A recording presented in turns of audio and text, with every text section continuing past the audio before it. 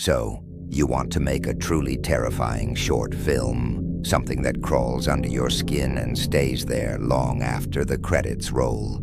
You've come to the right place. Today, we're breaking down how to create a 17-minute cinematic horror masterpiece, blending the psychological dread of The Babadook with the suffocating family trauma of Hereditary. Forget jump scares. We're building an atmosphere of pure, inescapable dread.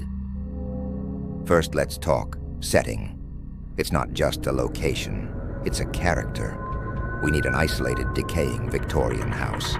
Picture-peeling wallpaper, dust motes dancing in slivers of weak light, and the relentless drumming sound of an autumn rainstorm outside.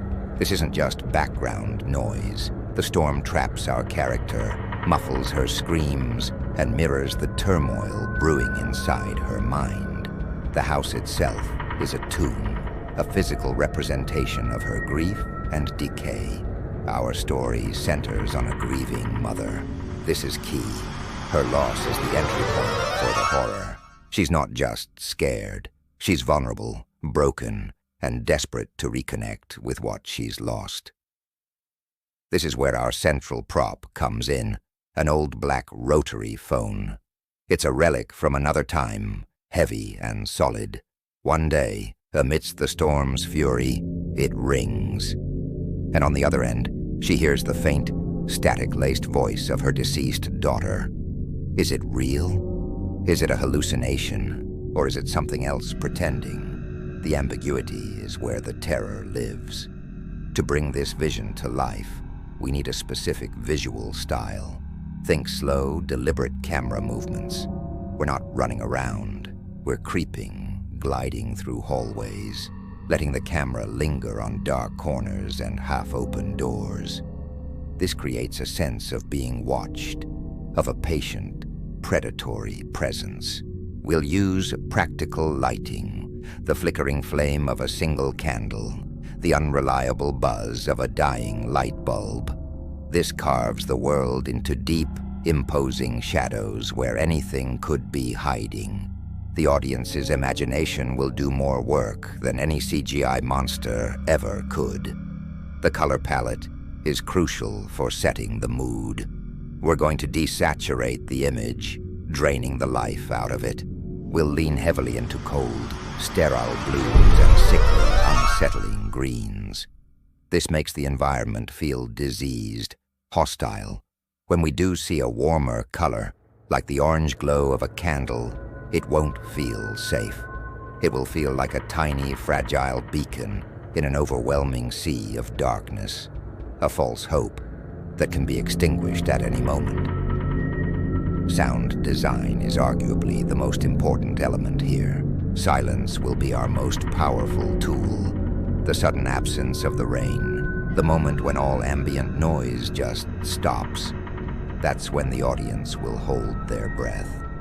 We'll fill the space with unsettling, diegetic sounds. The house groaning, muffled whispers that could be the wind or could be something in the next room. The faint sound of footsteps on the floor above. And of course, the sound of the phone. The crackle of the line, the distorted voice on the other end. It needs to sound just real enough to be believable, but just wrong enough to be terrifying. Our protagonist's journey will be a descent into madness, or perhaps a terrifying new reality. Initially, the calls are a comfort, a secret connection to her daughter. She guards the phone, waiting for it to ring. But slowly, the calls change. The voice becomes distorted, demanding, whispering things a child should. The mother becomes paranoid, isolated. She might board up windows, not to keep something out, but to keep her secret in. The horror comes from watching her choose this connection, even as it consumes her. The key, it can never show the monster. Is it the daughter's ghost, a malevolent entity, or is it all in her head? We will never answer this question. The entity is glimpsed only through its effects. A shadow moving just out of frame, A curtain billowing in a room with no open window. The phone cord tightening as if pulled by an unseen hand. The true horror is the unknown, the suggestion of a presence that is always there, just beyond our sight. This slow burn approach builds a sense of pervasive dread, a feeling that something is fundamentally wrong. We're not aiming for a quick scare. We're aiming for a lingering feeling of unease that follows the viewer home. The narrative won't have a clear resolution or a heroic final stand. It will simply escalate, pulling the mother and the audience deeper and deeper into the suffocating darkness of the house. Now for the ending. This is what will cement the film in the viewer's memory.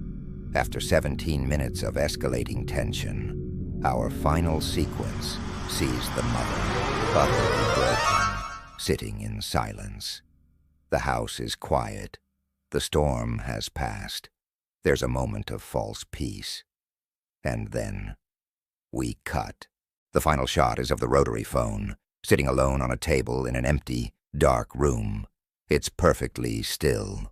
We hold on this shot for an uncomfortably long time. 5 seconds, 10 seconds, and just as the audience starts to relax, it rings, loudly, abruptly, and we cut to black. The cycle doesn't end. The entity hasn't been defeated. It's just waiting for the next person to answer the call. That, my friends, is how you create a short film that doesn't just scare people, but truly haunts them. It's about discipline, atmosphere, and trusting that what you don't show is infinitely more terrifying than what you do. I hope this breakdown inspires you to pick up a camera and create your own atmospheric horror. It's a challenging genre, but when you get it right, the results are unforgettable. If you enjoyed this deep dive, please give this video a thumbs up, hit that subscribe button, and ring the notification bell so you don't miss our next video. Let me know in the comments what horror concepts you'd like to see us break down next. Thanks for watching, and stay creative.